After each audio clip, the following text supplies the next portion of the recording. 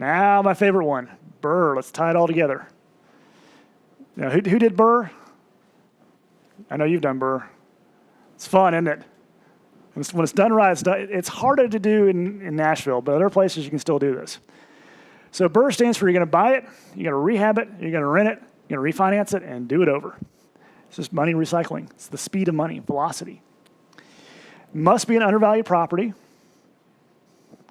It must be able to turn into long-term rental. So you got to be in the right area where people want to live there, not just a piece of crap house. If you do it right, it's beautiful. Here's how you do it. Short-term bridge funding, acquire the property, rehab it. Then you're going to refinance it up to 80% of the new appraised value. Sometimes immediately, sometimes 4 to 6 months down the road. And you're going to pull out all your money for the down payment, all your rehab. Recycling money. How much did you have into it net? 0. And you have an asset that has forced equity in it.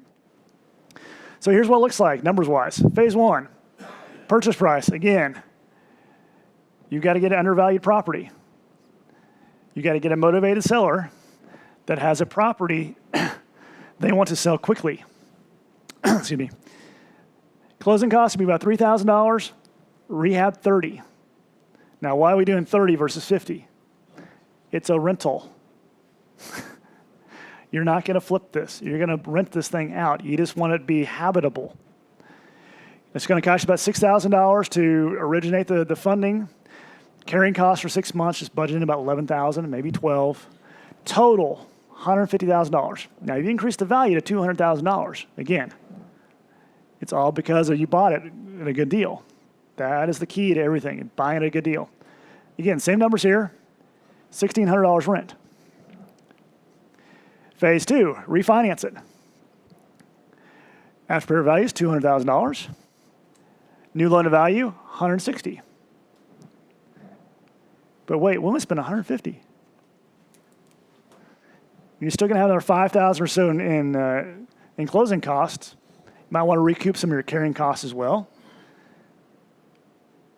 Now you're getting cash back at $5,000. How does that sound? What's your debt servicing ratio? Well, hopefully there's cash flowing this thing. What's your cash on cash? Infinite of infinites. And remember, that cash back is debt. It's not income. So here it is.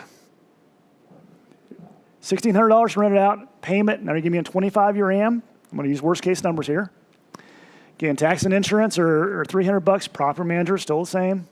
Total $1,395. Profit per month, $205. Equity, $50,000. How much of that was yours? Total net invested, 0. So think about that. $200 a month is coming to you, and you have $50,000 net equity right there, printing off money with 0 of your own money. It's pretty beautiful, isn't it? Yeah, those that have done it, it's a fun feeling, isn't it? It's like you gain the system, but all you've done is taken an undervalued property and made it beautiful and made it valuable through the way it should be used. Now, let's say you got a roll and you do 4 of those this year. You're feeling like you're banking it, right?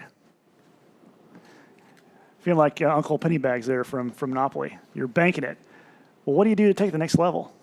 How many of you guys want to own apartment buildings? How many of you guys want to own high-rises? How many of you guys want to buy out Donald Trump when he's, in a few years and have that type of money?